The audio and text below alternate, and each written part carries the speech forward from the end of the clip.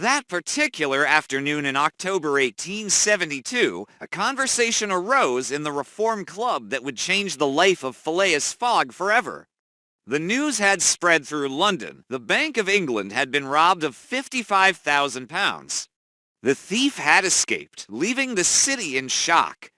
The newspapers speculated about his identity, though no one yet knew who he was. Some members of the club spoke of the robbery while reading the day's paper. Others discussed the speed of modern travel.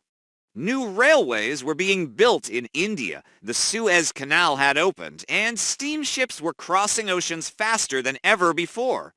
Phileas Fogg sat quietly, as always, playing whist with his companions. He seemed unaffected by the excitement around him.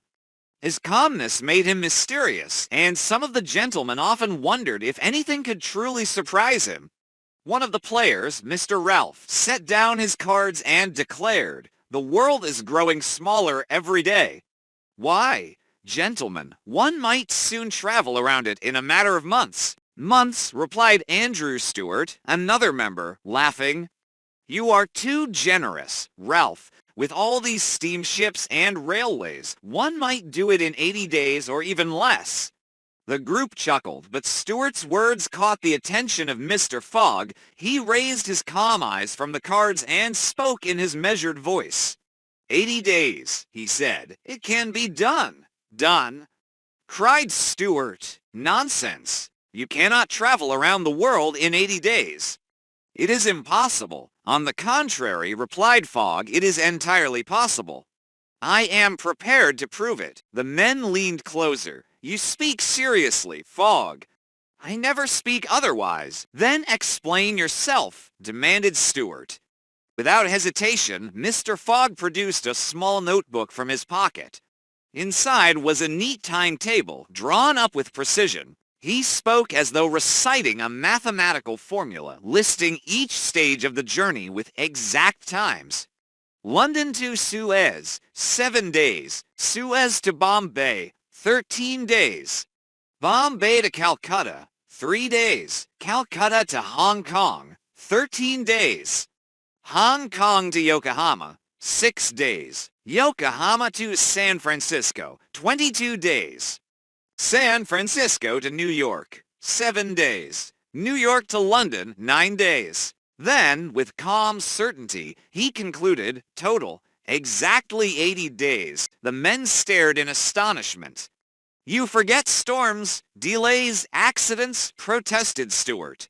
"You count only the minutes of the timetable, not the accidents of life." "Accidents?" said Fogg. "I never plan for accidents. A true gentleman does not waste time on imaginary delays. The routes exist, the ships sail, the trains run. The journey is possible." "Impossible," muttered Stuart. "Even if you succeed in reaching India, the rest of the world will defeat you." Mr. Fogg placed his cards on the table.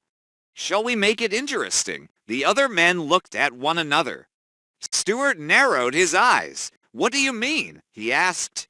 "I propose a challenge," said Fogg calmly. "I shall go around the world in 80 days or less. If I fail, I will pay you £20,000. If I succeed, you will pay me the same." A silence followed. £20,000. It was an enormous sum, enough to buy an estate or fund an entire railway project. For Fogg to risk so much showed either great confidence or great madness. "You are jesting," said Stuart. "Not in the least," replied Fogg. "Shall we say the challenge is accepted?" One by one, the men agreed. They were curious to see if this eccentric gentleman would truly attempt such a ridiculous venture. A contract was drawn up and signed. "You will leave when?" asked Ralph. "Immediately," said Fogg. "Today, October 2nd, at 8:45 in the evening, I shall take the train to Dover, and from there to Calais. I shall return here to the Reform Club on Saturday, December 21st, at the same hour. Gentlemen, mark your calendars." The men shook their heads in disbelief as the unflappable Phileas Fogg prepared to embark on a journey that would capture the imagination of the world.